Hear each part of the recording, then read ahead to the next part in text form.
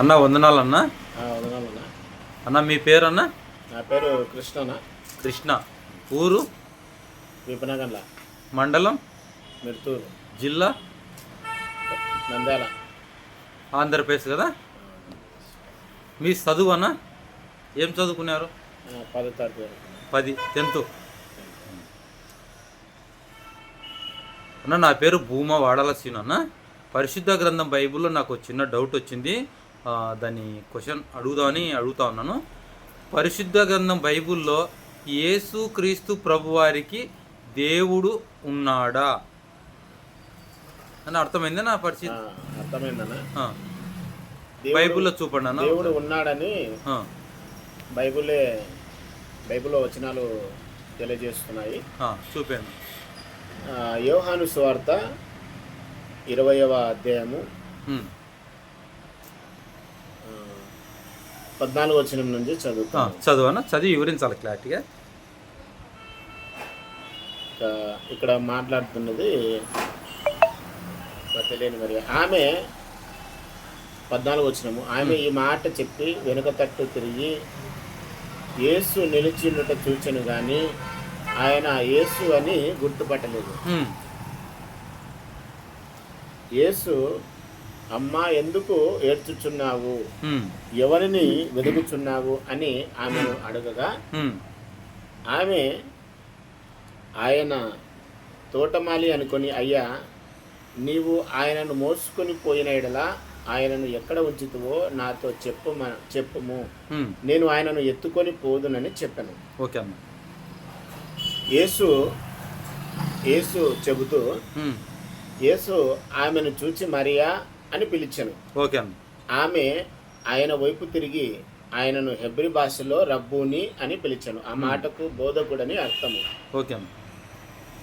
17వ వచనము. యేసు ఆమెతో, నేను ఇంకను తండ్రి యొద్దకు ఎక్కిపోలేదు గనక నన్ను ముట్టుకొనవద్దు. అయితే నా సహోదరులకు వెళ్ళి నా తండ్రియు మీ తండ్రియు నా దేవుడును మీ దేవుడునైన వాని యొద్దకు ఎక్కిపోవచ్చున్నానని వారితో చెప్పుమనెను. మగ్దలేని మరియా వచ్చి, నేను ప్రభువును చూచితిని, ఆయన నాతో ఈ మాటలు చెప్పనని శిష్యులకు తెలియజేశాను అన్న. ఇక్కడ యేసు ప్రభువుకు దేవుడున్నాడు అని వాక్యంలో క్లారిటీగా ఉంది. ఏదన్నా అది గ్రంథం ఏది? యోహాను సువార్త 20వ అధ్యాయము 14 నుంచి మనం చదువుకోవచ్చు. 14 నుంచి 17 దాకా. 17వ వచనంలో ఈ మాట ఉంటుంది.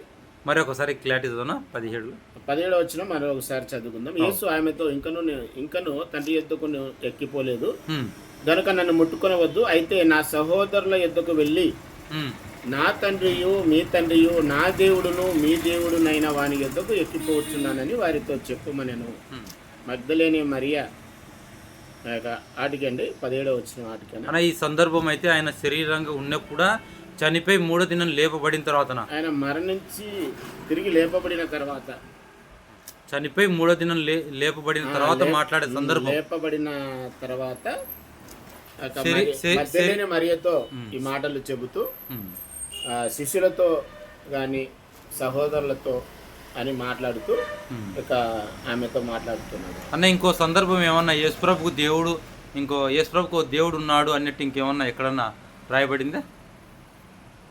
ఇంకా 1 కొరింథీ 11వ అధ్యాయం 3వ వచనంలో ఏమన్నా అది సెట్ అవుతుంది? అది ఒకసారి చూడండి అన్న. ఆ సందర్భం చదివి 1 కొరింథీ పత్రికలో మనం 11వ అధ్యాయం 3వ వచనంలో శిరస్సు అనేది ఉంటుంది. ఎందుకంటే ప్రజలు తెలుసుకుంటారు, ఆంధ్రప్రదేశ్ తెలంగాణ ప్రజలని.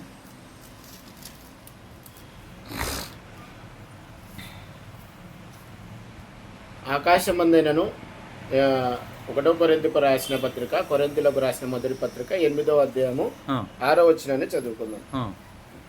ఆకాశమందైనను భూమి మీద నేనను దేవతలనబడినవి ఉన్నను మనకు ఒక్కడే దేవుడు ఉన్నాడు, ఆయన తండ్రి, ఆయన నుండి సమస్తమును కలిగిన, ఆయన నిమిత్తము మనం ఉన్నాము, మరియు మనకు ప్రభు ఒక్కడే, ఆయన యేసుక్రీస్తు, ఆయన ద్వారా సమస్తమును కలిగిన. ఓకే. దేవుడు ఒక్కడే నమ్మాలి. దేవుడు ఒక్కడే, యేసు ప్రభు దేవుని కుమారుడు అని పరిశుద్ధ గ్రంథం తెలియజేస్తున్నది. యేసుక్రీస్తు ప్రభుకు ఇప్పుడు ఈ వీడియోలో ఏం అడగడం డౌట్ అంటే, యేసు ప్రభుకు దేవుడు ఉన్నాడా లేదని అడిగాము. యేసు ప్రభుకు దేవుడు ఉన్నాడని చూపారు ఫస్ట్. తర్వాత దేవుడు ఒక్కడే, ఆయన ఎవరంటే తండ్రి అయిన దేవుడు అని మీరు వివరించారు.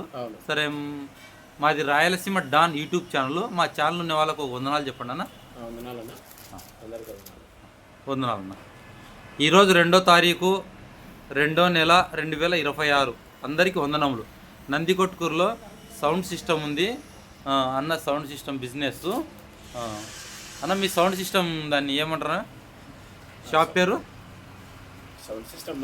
Mayuri sound system. అందరికీ వందనములు.